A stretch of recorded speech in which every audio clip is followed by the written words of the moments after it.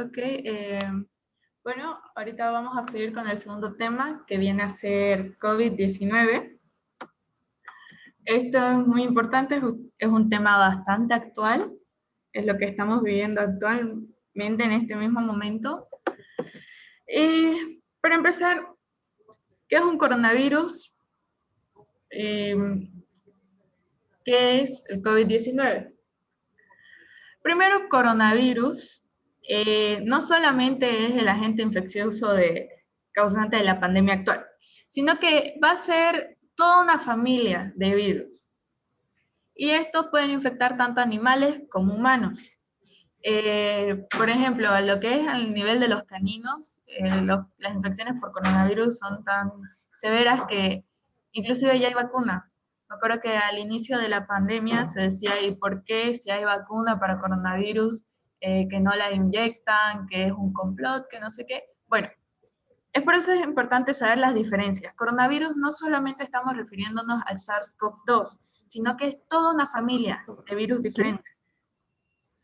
Estos virus tienen la cualidad de ser capaces de generar cuadros respiratorios que pueden ir tanto desde un resfriado, habíamos visto en el temita anterior, en gripe, de que hay coronavirus causantes del catarro, del resfriado común, y también pueden llegar hasta ser enfermedades más graves, como el SARS, el MERS, o actualmente el COVID-19 en sus cuadros severos. Ahora, de estos coronavirus, del cual estamos hablando ahorita es de este SARS-CoV-2. ¿De acuerdo? Aquí está, conózcanlo, este es el virus. Y a nosotros nos va a estar interesando esta proteína S de acá. Lo que viene a ser, bueno, ya en las pruebas diagnósticas ahorita les voy a mencionar. El SARS-CoV-2 es el agente causal de la enfermedad llamada COVID-19. Así que aquí tenemos tres conceptos diferentes. A ver, tenemos uno, coronavirus, que va a ser toda una familia de virus. Tenemos el SARS-CoV-2, es un virus perteneciente a los coronavirus, que es el agente causal del COVID-19. ¿Qué es el COVID-19? Va a ser la enfermedad infecciosa causada por el coronavirus que se ha descubierto más recientemente, el SARS-CoV-2, y este va a ser un cuadro respiratorio que tiene tanto presentaciones asintomáticas como sintomáticas leves, moderadas y graves. Así que ahí está la diferencia. Coronavirus, familia de virus, SARS-CoV-2, el agente etiológico de COVID-19. No son lo mismo. Actualmente en lo que viene a ser la prensa se los utiliza de manera intercambiable, pero no son lo mismo. Nosotros como futuros médicos tenemos que darnos, ¿no?, ese trabajito de aprender a usar los conceptos correctamente. ¿Cuáles son las manifestaciones clínicas del COVID-19? Bueno, tenemos principalmente, aquí nos dice síntomas. ¿Qué es lo que dijo Andrea? Disculpe, ¿qué es lo que dijo Andrea? Vuelva a repetir, por favor. Las diferencias que hay entre decir coronavirus, SARS-CoV-2 y COVID-19. A ver, repítales, por favor, para que quede claro. Cuando hablemos de coronavirus, nos estamos refiriendo a toda la familia Coronaviridae. Es una familia extensa de virus. Aquí nos dice, infecta tanto animales como humanos. Hay y uno de esos virus, uno de esos coronavirus es el que produce el resfrío común. Sí. ¿No? Un serotipo de esos coronavirus es el que produce el resfrío común. Sí. ¿Ya? Y uno de esos que recién se ha descubierto es un coronavirus, que es el SARS, el nuevo coronavirus se llamaba, el nuevo coronavirus SARS-CoV. Sí. Pero se le ha puesto el número de 2 porque era parecido al SARS-CoV-1, que fue el que produjo el síndrome respiratorio agudo severo en el año 2002. Sí. ¿No es cierto? Sí, doctora. Y el SARS-CoV-2 es el agente etiológico del COVID-19. Cuando hablamos de COVID-19 es la enfermedad. Estos términos... COVID-19 es la enfermedad, ¿ya? Es como decir Mycobacterium tuberculosis es el microorganismo y la tuberculosis es la enfermedad. Entonces, aquí SARS-CoV-2 es el virus y COVID-19 es la enfermedad que produce el SARS-CoV-2.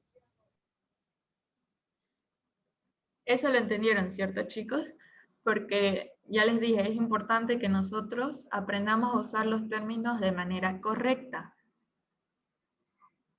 El decir, tiene coronavirus como tal, no es correcto, no es específico. Tiene COVID-19, ahí ya estaríamos hablando de un uso apropiado de los términos, ¿de acuerdo? La clínica. Bueno, esta es una ficha sacada de la OPS, que nos muestra síntomas, y estos síntomas pueden aparecer de 1 a 12 días después de la exposición del virus. ¿Ok? Ese es el periodo de incubación, es de de un día hasta 2 semanas después. Los síntomas más comunes que tenemos son fiebre, una fiebre alta, tenemos tos seca y dolor de garganta.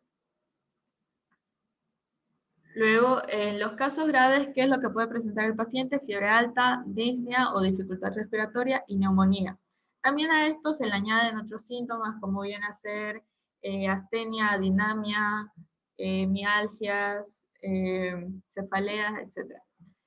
Aquí hay un cuadro muy importante porque esto nos ayuda en el triaje de los pacientes, es decir, la clasificación y cuál va a ser nuestro diagnóstico presuntivo en base a la clínica. Ya esto nos vamos a apoyar en lo que vienen a ser pruebas diagnósticas laboratoriales. Pero en base a la clínica hay que conocer la diferencia entre el COVID-19, entre la gripe y entre un resfrío. Porque de esa manera vamos a tomar las medidas terapéuticas adecuadas para nuestro paciente. Primero, el periodo de incubación. En lo que viene a ser el COVID-19, tiene el periodo de incubación más largo entre estas tres patologías, va hasta las 2 semanas. La gripe, habíamos mencionado, 1 hasta al cuarto, quinto día desde la exposición, y el resfrío es solamente de 1 a 3 días. El resfrío tiene el periodo de incubación más corto. El inicio de los síntomas, bastante importante. La gripe tiene un inicio abrupto, es un inicio brusco de los síntomas. En cambio, del COVID, del resfriado, son un inicio paulatino, son graduales. La fiebre. Tanto en COVID como en gripe hay fiebre. En el resfriado no hay, es poco común, se dan a lo mucho febrículas.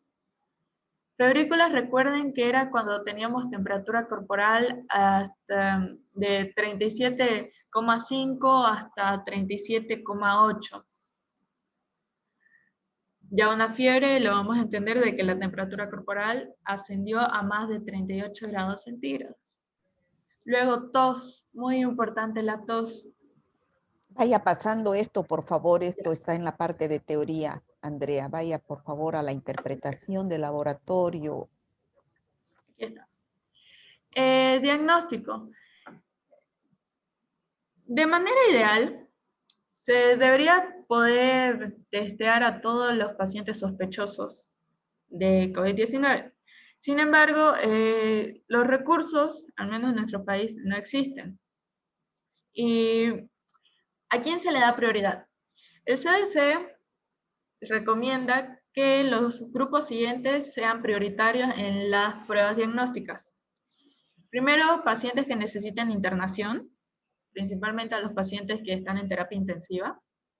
Segundo, pacientes sintomáticos, que si bien no requieren internación, sí pertenecen a grupos de riesgo epidemiológico, como ser trabajadores del área de salud, personas mayores de 50 años, personas que tengan comorbilidades, es decir, otras enfermedades, inmunodeprimidos, embarazadas o puérperas, eso quiere decir mujeres que recién han dado a luz, trabajadores o residentes de instituciones con conglomeraciones de gente, por ejemplo, personas que trabajen en prisiones o en asilos de ancianos. Todas estas personas tienen un trato prioritario en lo que se refiere a su diagnóstico laboratorial. y la manipulación de las pruebas. Existen distintos tipos de pruebas diagnósticas laboratoriales, pero primero hay que observar este cuadrito, que nos está señalando aquí tres cosas. Uno, ARN del SARS-CoV-2 y antígeno. Dos, anticuerpo IgM, anticuerpo IgG, y el tiempo que pasa desde la infección. Aquí tenemos el día cero. El día cero Yo quisiera, por favor, que este cuadrito lo atiendan. Por favor, esto es importantísimo lo que les va a explicar, porque esto es para entender qué es lo que pasa, son los análisis, qué es lo que hay que pedir en función del tiempo. Por favor, quisiera que atiendan y entiendan y aprendan. Este día cero de acá nos indica el momento de la infección del paciente. Ya.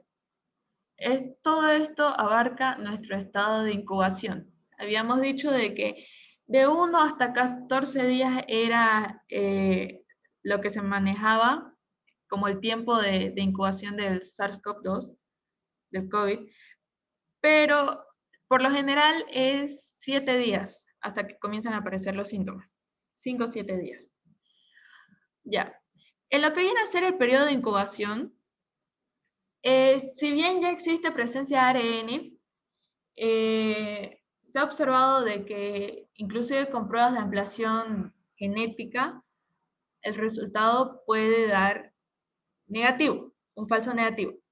Y ahora, esto es muy importante porque si es que ampliando el genoma viral sigue existiendo ese riesgo de un falso negativo, entonces ustedes creen que el que yo ahorita vaya a una fiesta y me digan al día siguiente, ah, pucha, Andrea, había un infectado, yo diga, ah, me hago una prueba rápida, me la hago ese mismo día, al día siguiente de la fiesta y sale negativo y yo digo, ah, estoy libre.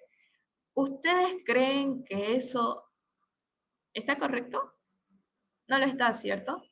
Si aún amplificando genoma viral no es detectable, ¿será que con una prueba que detecta supuestamente anticuerpos ya estaríamos teniendo un diagnóstico seguro? No.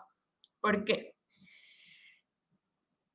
Durante incubación, ok, comienza a aparecer el ARN viral, comienza la replicación, y aquí al momento de que se da el inicio de los síntomas, alrededor del quinto o séptimo día, ya los niveles de ARN viral, antígeno, son mucho más detectables. Aquí, ¿qué es lo que se pide? ¿Estaríamos pidiendo pruebas serológicas? No. Se pide pruebas que detecten directamente al virus. Estaríamos pidiendo, por ejemplo, una PCR-RT. Ahora, alrededor del séptimo día, aquí en esta cronología nos marcó inicio de los síntomas del quinto día, al séptimo día ya comienza la aparición de anticuerpos. Sin embargo, todavía no puede ser al 100% cuantificable porque los niveles siguen siendo muy bajitos. Así que nosotros hasta el séptimo día, des en cuenta que ya tenemos síntomas, un test que mida anticuerpos no sería lo correcto pedir. Hasta este momento seguimos pidiendo nuestro PCR. Pasa una semana, se sigue pidiendo PCR, y ya alrededor de los 10 días, 14 días, ahí recién una prueba serológica tiene sentido pedirla. Los anticuerpos no son producidos de manera espontánea. Estos tardan días. Nosotros no podemos pedir una prueba de anticuerpos antes, inclusive ya, del séptimo día, no hay manera que la pidamos. Ya en lo que es el 10º día, ahí ya tiene sentido, ahí ya tenemos esa seguridad de que vaya a dar positivo. El 10º día estamos menos como acá. Se dan cuenta, ¿no? De cuánto es la cuantificación de anticuerpos IgM que estaríamos presenciando, podríamos observar. Si es que la pedimos a las 2 semanas, luego de posible infección, ahí ya nuestra prueba serológica va a dar positiva. Ya tenemos esa seguridad que da positiva. Al mismo tiempo, se puede seguir pidiendo una PCR sin ningún problema y va a seguir dando positivo. Esto es muy importante entenderlo porque, como les dije, no hay forma que nosotros realizando ya sea ELISA, ya sea un test rápido, que son pruebas que cuantifican anticuerpos, vayamos a estar como con la seguridad de me dio negativo, entonces no estoy infectado. Eso es mentira. Nosotros recién podemos confiar en esas pruebas hasta 2 semanas después, una semana después de que inició el cuadro, 2 semanas después de que comenzó la infección. ¿Se dan cuenta, cierto? Ahora, una vez pasan las 2 semanas, el ARN viral va a ir bajando, se va a ir debilitando. El paciente va a empezar a recuperarse. Y con esto, el paciente comienza a recuperarse, comienza la aparición de IgM, o muchas veces llamado cicatriz serológica. La IgM, perdón, la IgG. La IgM va a tener la característica de desaparecer una vez el paciente se haya recuperado, la IgM desaparece. ¿De acuerdo? Y mientras va desapareciendo IgM, va subiendo la IgG. Dice, la IgG permanece en la sangre y proporciona inmunidad a largo plazo. Esto acá sigue siendo estudiado. Al inicio de la pandemia se pensaba que iba a ser una inmunidad quizás no vitalicia, pero sí por unos años. Actualmente hemos ya observado casos de reinfección, inclusive acá en Bolivia, y ¿Qué significa reinfección? Como está diciendo Andrea, las IgG, ya los pacientes que han enfermado en mayo, por ejemplo, ¿cuántos meses han pasado? Junio, julio, agosto, septiembre, octubre, noviembre, diciembre. 6 meses, 7 meses. Entonces, ¿qué quiere decir? Que ya no tienen las IgG, por eso se han nuevamente infectado. ¿Qué quiere decir? Que ya no tienen anticuerpos protectores, por eso nuevamente se han infectado. Entonces, ¿qué quiere decir? Que en algunos pacientes estas IgG duran 3 meses, en otros 4 meses, en otros 5 meses. Eso está en estudio, ¿no? Está en estudio. No se sabe todavía, pero que no son para toda la vida. Por eso es que la reinfección dice que inclusive es más fuerte, ¿ya? Sí, tiene mucha razón lo que dice la doctora. Actualmente, a lo que estuve informándome, las IgG se las está manejando que tienen solo una duración de 3, máximo 4 meses. Esto nos pone en una difícil situación porque si al inicio de la pandemia se creía que una vez te infectabas, te recuperabas del COVID, ya ahí ya no tenías ningún riesgo, ya podías salir, no había ningún problema. Eso es falso. Sí existe esa probabilidad, ese riesgo de infección. Y es eso lo que ahorita nos está poniendo alerta de cuáles son las medidas que vamos a tomar. Por nuestra parte, a pesar de que ustedes ya hayan tenido la infección, tienen que seguir cuidándose y seguir usando medidas profilácticas. Pero bueno. Claro, y tienen que cuidarse más todavía porque la reinfección es peor, ¿ya? Sí. Entonces, ¿qué es lo que ha pasado? Empezó en abril la epidemia. Abril, mayo, junio, julio, han sido los peores meses. Entonces, ¿qué pasó en septiembre? En septiembre ha habido la inmunidad de rebaño, se llama, que como la mayoría de la gente enfermó estaba protegida, por lo tanto la curva bajó y se produjo una meseta, los casos ya eran bajos y por eso la gente se relajó. Pero después ya empezó a pasar esa inmunidad de rebaño. ¿Qué pasó? Que ya empezaron a perder sus anticuerpos. Entonces, nuevamente se están reinfectando, ¿no? Entonces, eso es lo que está pasando por el aumento del número de casos. Ya no hay anticuerpos IgG en la gente que se enfermó. Ahora, lo que vienen a ser las pruebas diagnósticas, ya les había mencionado, tenemos pruebas que detectan genoma viral y tenemos las pruebas serológicas que van a detectar anticuerpos. Hablemos primero de la que ahorita es la más popular, se habla bastante de la PCR-RT. ¿Qué significa PCR-RT? Por sus siglas en inglés es Reverse Transcription Polymerase Chain Reaction, reacción de la cadena de polimerasa, transcripción inversa de la cadena de polimerasa. Ok, esta prueba, ¿qué es lo que va a estar detectando? Dice, detecta y amplifica diferentes regiones del genoma viral. Las regiones genéticas amplificadas puede ser el gen de la nucleocápside o de la proteína S o spike. O también puede estar amplificando directamente la polimerasa ARN. Ahora, esto es muy importante. Lo que viene a ser la proteína spike, la S1, esta es específica del SARS-CoV-2. Lo que viene a ser la proteína N y la S2 no son pruebas específicas.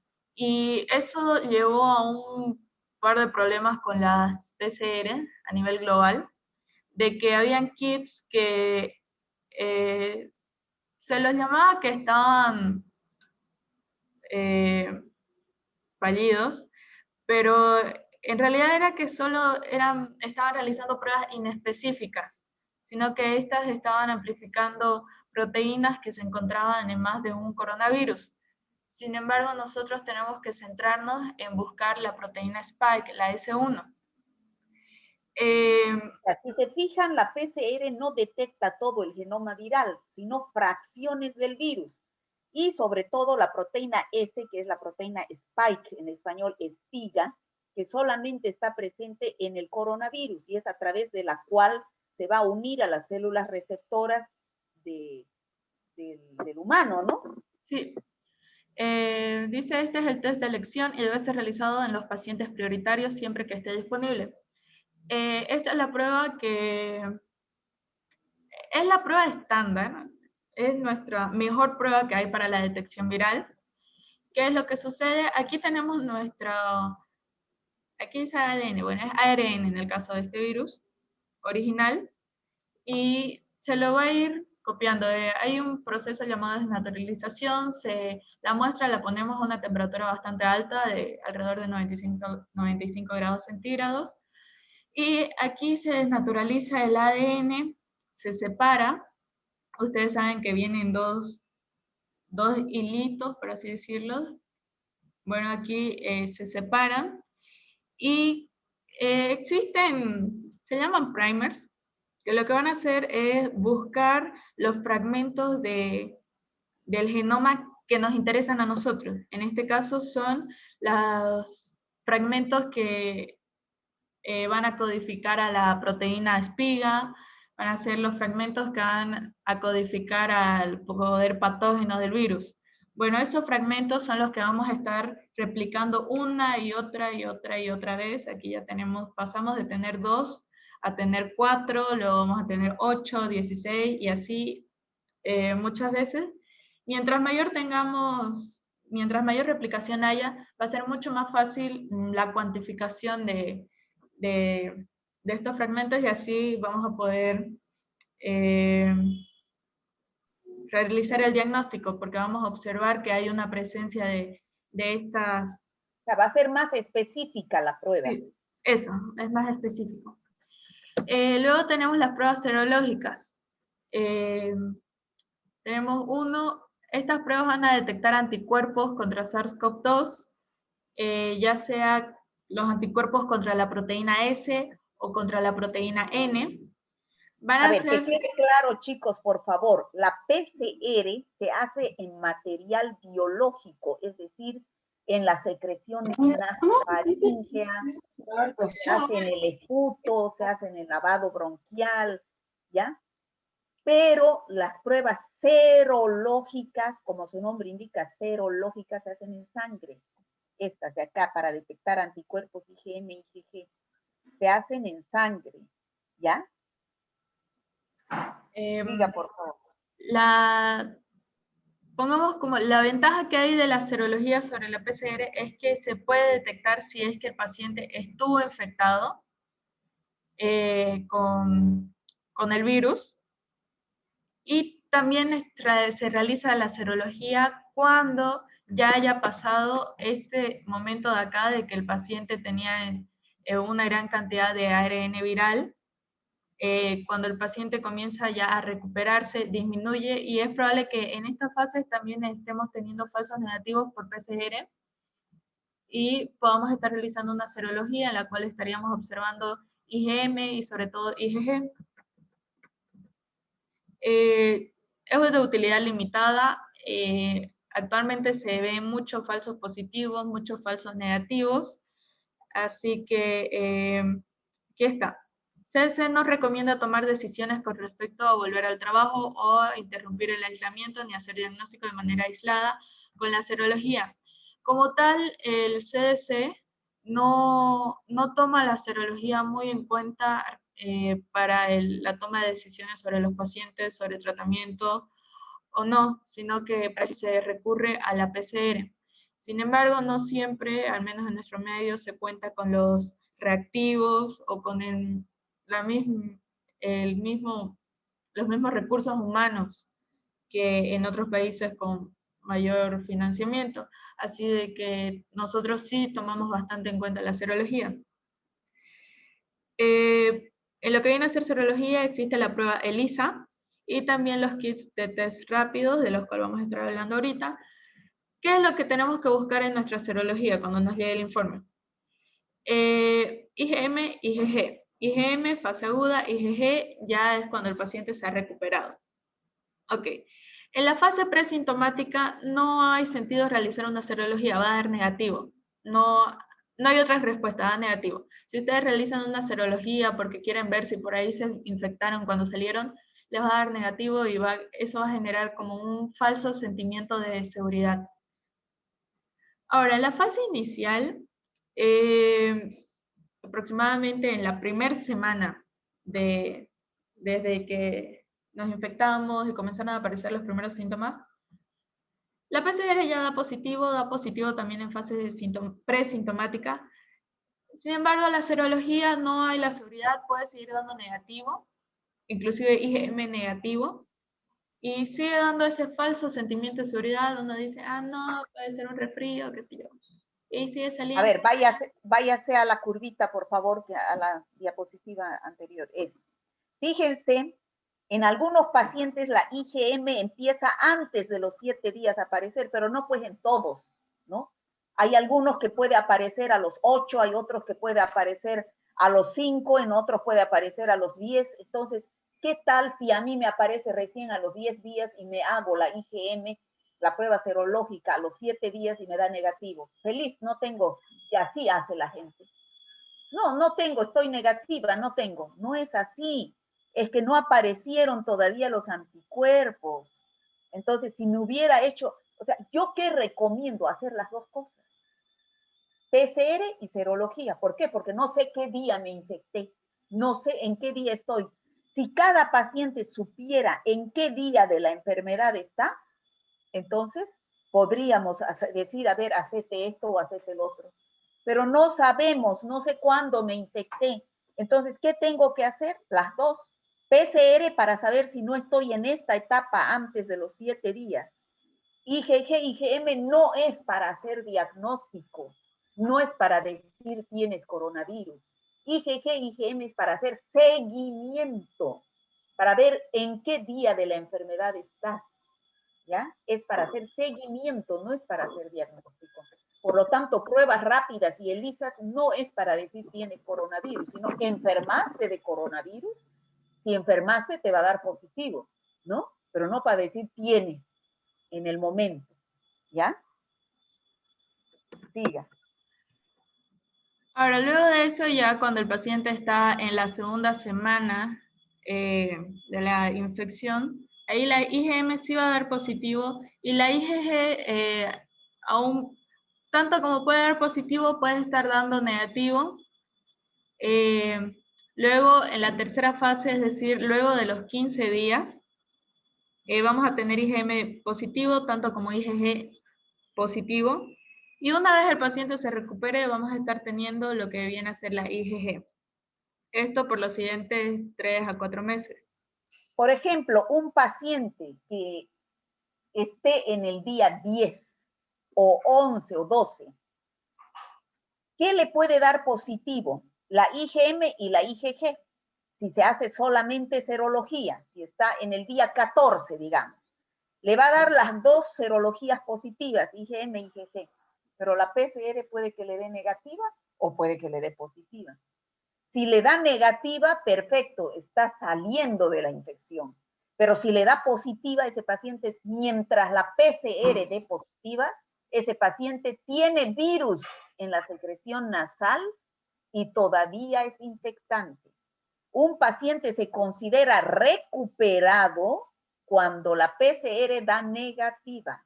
Cuando ustedes escuchan en la tele, pacientes recuperados tantos, es porque ya la segunda PCR les dio negativa, ¿ya?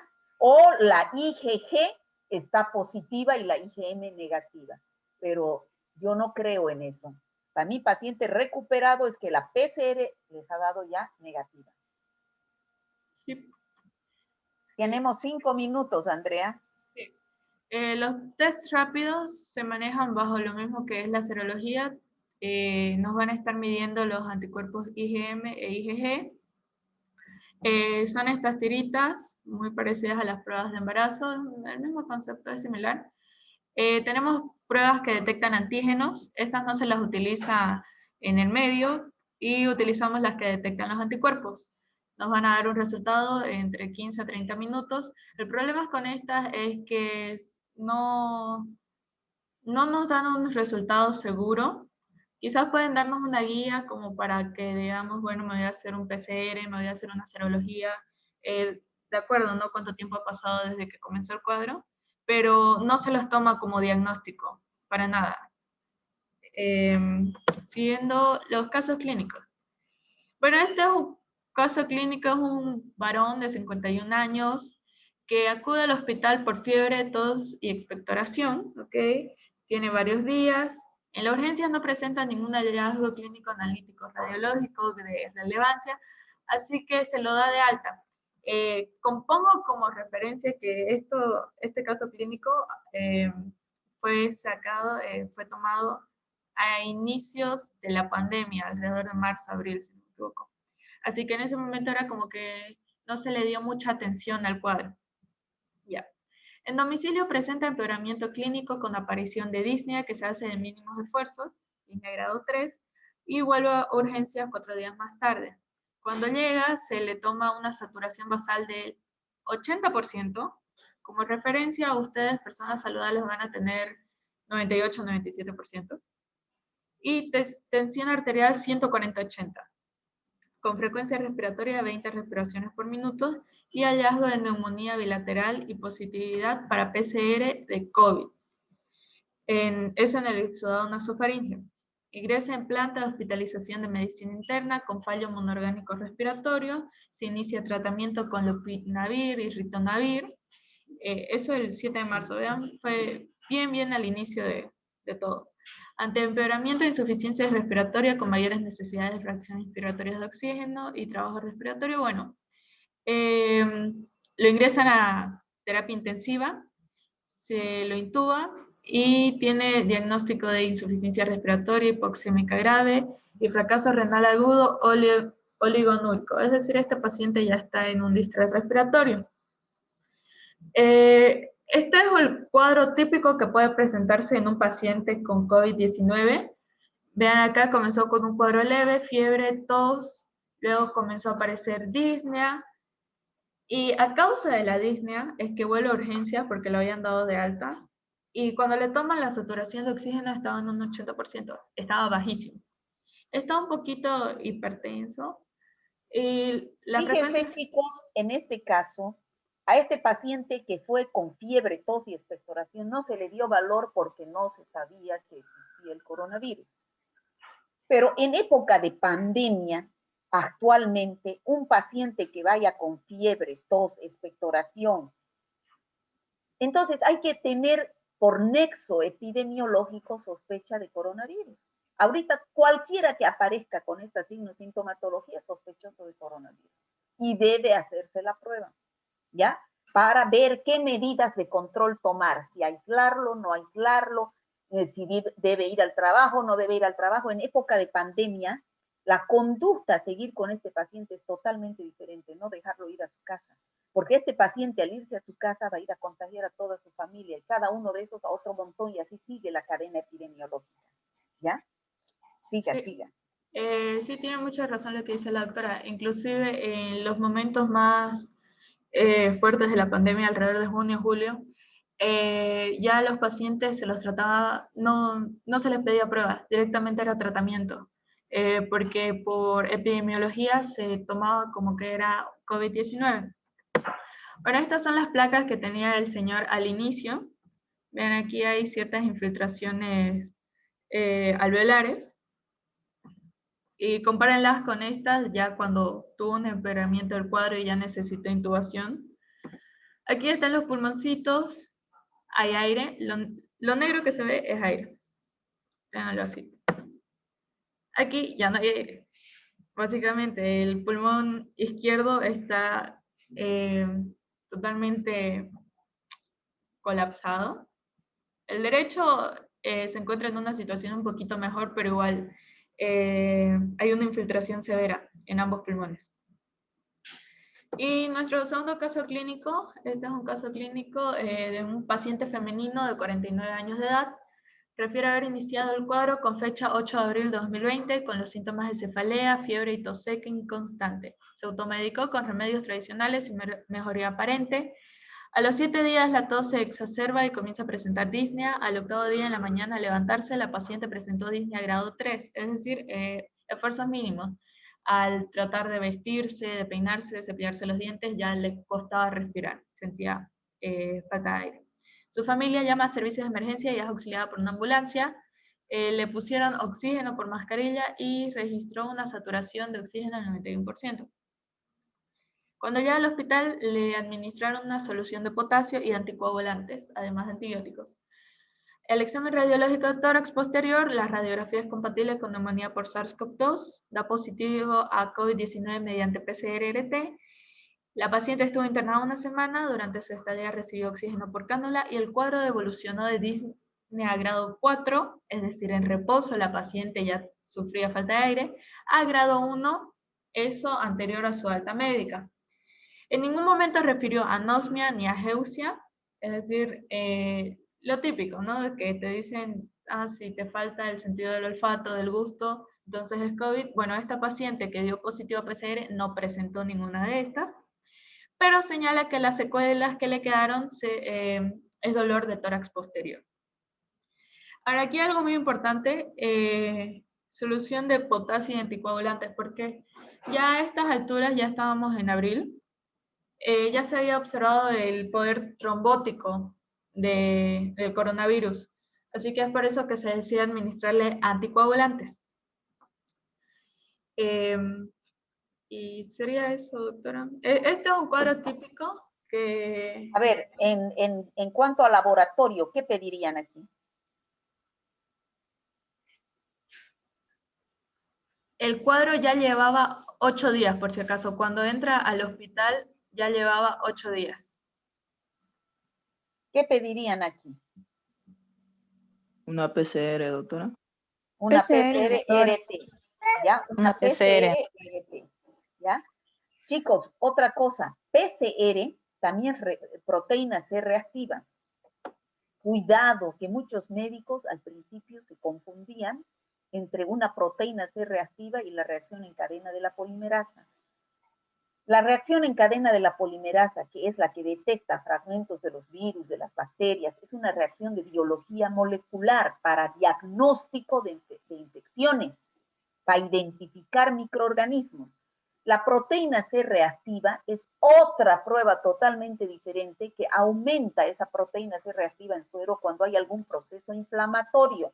Pero eso es otra prueba. Por favor, cuando ustedes soliciten como médicos PCR-RT, se refiere a la prueba molecular para diagnóstico de una enfermedad infecciosa. La PCR, proteína C reactiva, es otra cosa, ¿ya? Que les quede bien claro eso. Aquí van a pedir PCR-RT porque el paciente, ¿en qué periodo está? ¿En qué periodo está, chicos? En un periodo de replicación. Está en el periodo agudo de la enfermedad, ¿no es cierto? Está en los primeros 7 días. Entonces, una PCR-RT. Al que tenga posibilidad de hacerse, es mejor que se haga las dos pruebas, tanto la PCR-RT como la serología. Solamente así se puede hacer un diagnóstico verdadero. Pienso yo, es mi criterio, es mío, no lo he escuchado a nadie, pero es mi criterio porque veo